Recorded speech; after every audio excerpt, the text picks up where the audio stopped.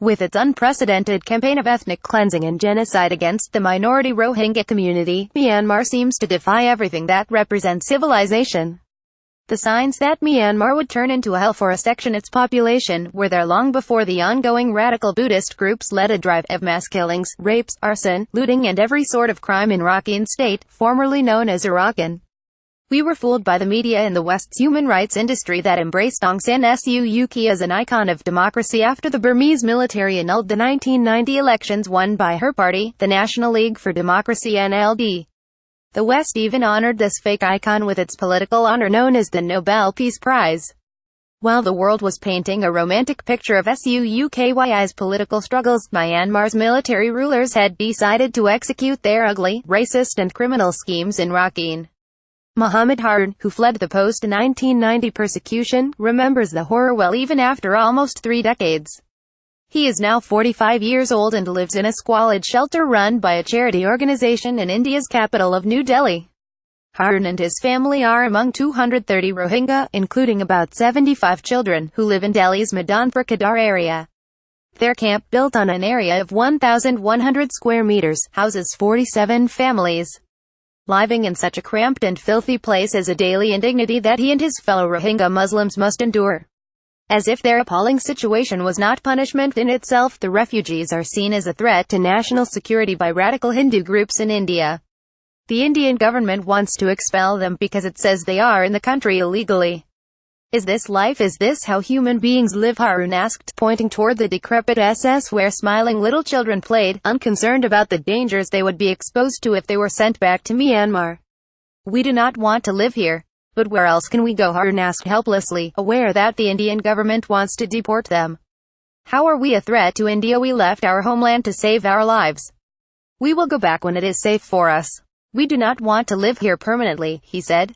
His village is in Rakhine's Buthadong area, where widespread atrocities have taken place in the current wave of atrocities.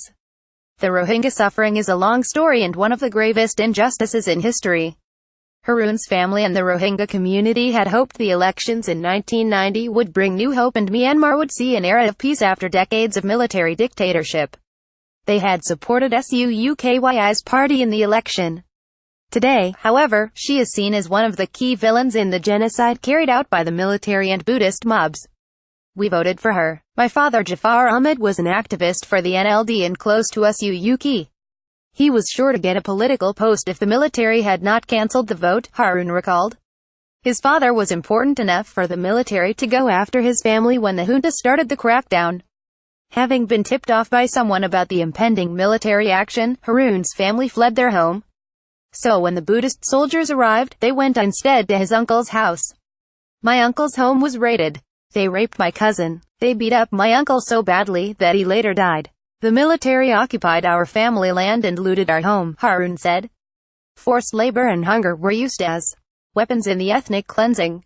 People were made to work against their will. We were given no compensation for the work we did, but we still had to arrange our own food.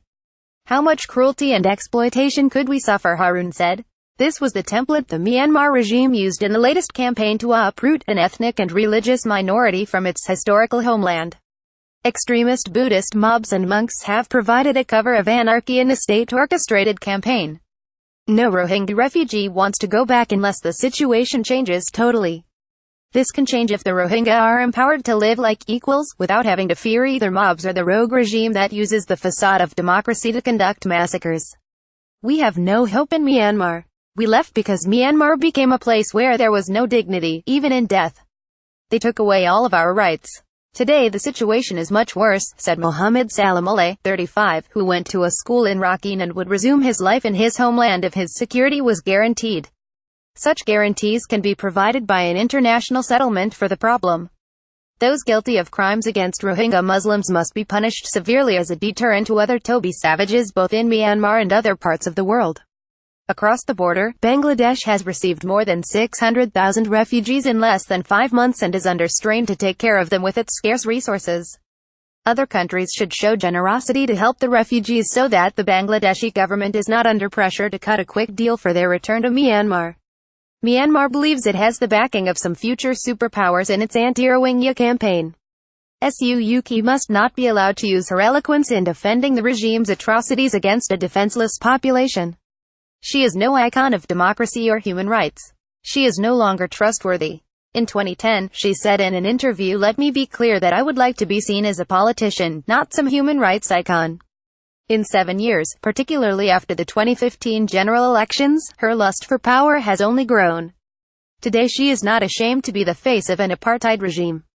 The unchecked rise of radical Buddhist nationalism in Myanmar will create a threat to peace and order in Asia.